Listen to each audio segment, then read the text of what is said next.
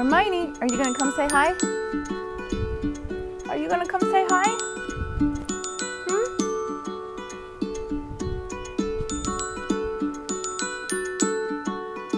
Are you gonna come say hi? Hi everyone, Janie here. Welcome back to my garden and welcome to my March back garden tour. On my channel, every month I do a front garden tour and a back garden tour just so that I can keep track of the progress of my garden throughout the season.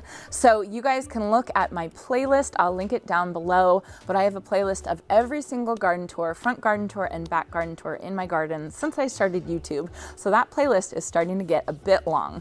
So let's get started. So the backyard is starting to wake up just as the front yard is, specifically these bulbs that I planted in the pots right here on the patio. I have this mix of tulips right here that I absolutely love. This is actually called the Purple Lady Mix, which it doesn't look purple to me at all, but I still find it very pretty. This mix is actually from Longfield Gardens. I got the bags from Costco. I love buying the bags from Costco. I think it is totally worth it, and I think you get a really good bang for your buck. Right here I had some paper whites and they're of course done. And then down here I did have some muscari and I was worried I wasn't going to get any blooms, but as you can see I actually am getting blooms of the muscari. They look so cute and so beautiful, and I've never actually grown muscari before.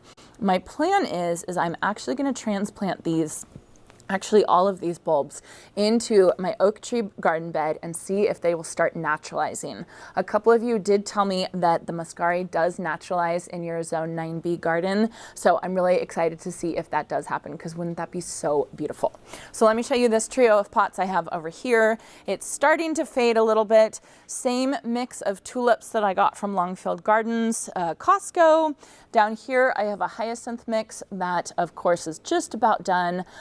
And then I do have the yellow trumpet daffodils that are actually in their prime right now. These I got the bag from Home Depot, and this is probably my favorite daffodil. They're just the ones that you can completely depend on. You will probably see a bunny running around behind us because whenever the camera turns on, the bunny starts coming out. I don't know what it is. She's a little ham. Her name is Hermione, and we love her very, very much. All right, you guys, so I don't know if you noticed, but my greenhouse is full. It is full of Proven Winners annuals. I am so very excited to get them out planted just to show you guys what I have. I do have an unboxing video coming out on Monday. I actually have two videos because I got so many plants this year, I couldn't fit it all into one video. I have some really exciting stuff to show you. So be sure to check back on Monday and Tuesday for that video. And then I'm just gonna apologize in advance. I'm gonna have a ton of planting videos coming up over the next couple weeks, which I am just so very excited about. So we are just gonna pass right by the greenhouse. I'm not gonna show you what's in there. Check back on Monday to see what is in the greenhouse. Okay, moving on this way. I had to empty out my greenhouse. So you'll see I have pots and things kind of all over the backyard. Right here, I do have my white giant calla lilies. I absolutely love calla lilies. I have calla lilies planted in my crepe myrtle garden bed in the front yard. And these are special. These are absolutely giant. They should get over 6 feet tall. They say 6 to 8 feet tall. I started them early in these pots because I wouldn't have been able to plant the rhizomes out into the garden until probably not for another 2 weeks, just because you don't want to plant out calla lily rhizomes until the soil temperature warms up to about 60, 65 degrees Fahrenheit. So to get around that is you can pre-pot them up kind of like you do dahlias, and then you can plant the whole thing out once the soil temperature does warm up. Over here, I replaced these 3 topiary pots just the other week. I pruned my topiaries. I'm so proud of myself. I always get so nervous when I prune topiaries because I feel like I'm gonna mess it up, right? Like you would mess up a haircut or something like that. But down here in this pot, I actually did put one of those white giant calla lilies. And when I took it out, the root system on it, oh my goodness, they are happy, happy plants.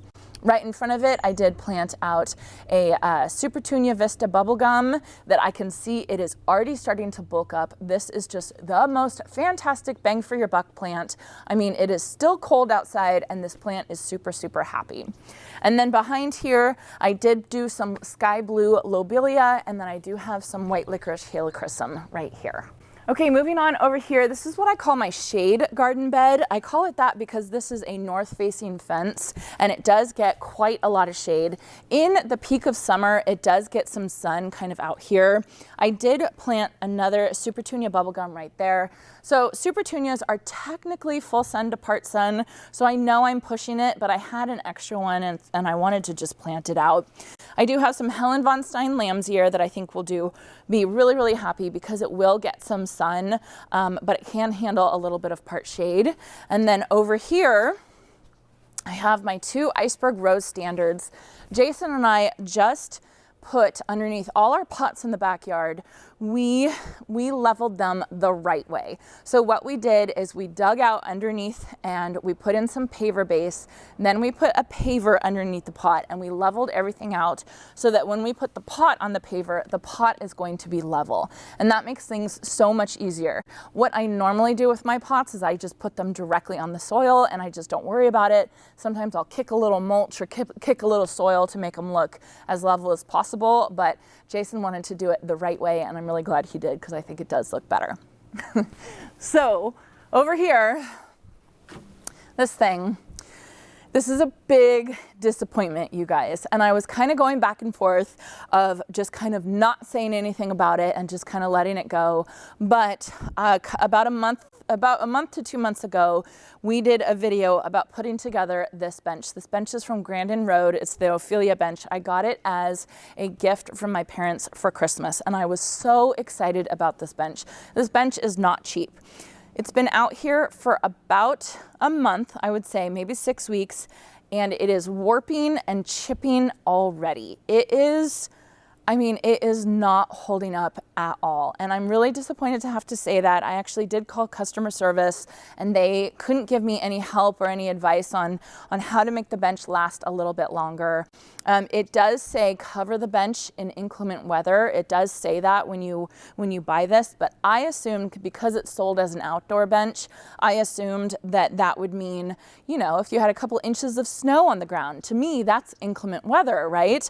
Not a couple rainstorms, right? Because if you live in an area of the country that gets rain throughout the summer, you can't have this bench outside. It will chip, it will peel, and it will warp. So, I was kind of going back and forth between whether I wanted to make a point of this, but just because I do have actually 2 videos out talking about how much I like this bench, I feel really bad for recommending it. And see what I mean about the camera and the bunny. So I feel really bad for recommending this. And so I just want to make it clear that I tried this bench out. I had really high hopes for it and it just didn't really work out, unfortunately. All right, then coming this way, I do have my Elegantissima red twig dogwood. It is starting to come out of dormancy. It is absolutely beautiful. If I were to need to prune it back, this is only about 2 years old, I would say. If I did need to prune it back, now would be the time to prune it just as it's starting to come out of dormancy. I don't want to prune it back. I am not growing this plant for the red twigs, for the winter interest. I appreciate the winter interest, right? So in the winter, there's these bright red twigs. It's absolutely gorgeous. I am actually growing this plant for the summer interest because I love the variegated leaves. So I will not be pruning it.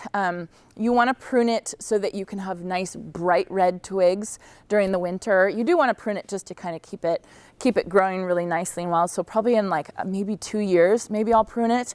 But I am not going to be pruning it this year. If you have one that's a little bit older than mine, right now would be a really good time to start pruning it. Okay, coming this way, I do have these Osteospermum African daisies. They look absolutely gorgeous, beautiful. This is just a generic plant that I bought for I don't know, $5 from the garden center. So it's, you know, it's this time of year, it looks really good. Osteospermum for us here, it doesn't last very long because it just gets too hot and then they stop blooming after a while. So it's definitely an early spring plant for us. So I don't really like to feature it too much in my garden because to me, it takes up a lot of space for just like maybe a month of blooms. But right over here, this one deserves all the space at once, and that is my new David Austin rose. It's my Gertrude Jekyll rose. Yes, I am saying Gertrude Jekyll correctly. That is how you pronounce it. This is a brand new rose that I just planted this year. I am so excited about it. Jason got it for me for Valentine's Day, and I'm planning it to grow up this tour. I did make this tour myself. I do have a video on that. I will link that below as well. Then I do have this Clematis montana. You can see I have a bloom. Come in here so that you can see. This is my first bloom. This plant has been struggling. Like, I just don't take very good care of this plant. It's one of those plants that I'm not very nice to. So I am gonna leave it because clematis with roses are absolutely perfect. The clematis is gonna start blooming right now, and then the rose is going to come and take its place. But I just need to start taking care of it, basically. It is very pretty. It's just kind of all over the place, you know? Okay, then over here on the south side of my house, this is a south-facing wall. So this is probably the hottest part in my garden, and that is why I have this bougainvillea all along the south-facing wall of my house. I love it. We are training it so that it can stay really close to the wall, and it is just starting to come out of dormancy right now. Now, bougainvillea does not like water. It doesn't like water at all, and we've had so much rain this past winter. So I was actually really, really worried about it. I was worried that it was basically going to drown. So I've been watching it like a hawk, and it is starting to leaf out, and that just makes me so very excited. So I don't have any drip hooked up to this. I have done a bougainvillea video where I talked about using palm and hibiscus fertilizer on it, and I've decided not to use any fertilizer on it this year because I don't want leafy growth. With bougainvillea can get absolutely crazy with its leafy growth, and it can just start having these shoots of just leaves, and it's just too intense. So this year I've decided to kind of ignore it absolutely completely. I'm not going to water it, and I am not going to fertilize it, and I'm just going to see how it does. And so far, I'm pretty happy with it. Under here, I have my 3 big white pots. I am super excited to get these planted up. I do have to touch up the paint a little bit. They got a little bit chipped this winter. You can see right here. So I just use some white spray paint, just really easy, and we will just touch it up. So I'll probably be doing that in the next week or 2 once it stops raining. Then this month, the other thing that I did work on is I redid my wattle fence here in my vegetable garden. So this is my kitchen garden, vegetable garden, potager garden, and I love the wattle fence that I have here. I used these tomato stakes. These usually come in the green color, but I found them online on Amazon in a black, it's like, they call it brown, but it's like a black brown color. And I thought that mixed in a lot better with the sticks. The weavers that I found, I just foraged for these weavers in my town. In my town, when people we have green waste piles that we put in the street, and the town will come up and they will pick up the green waste piles with a big truck. So if you beat the truck, you can have access to all the sticks and everything like that. And so that's how I get these sticks. I just redid it this year because I wanted it taller.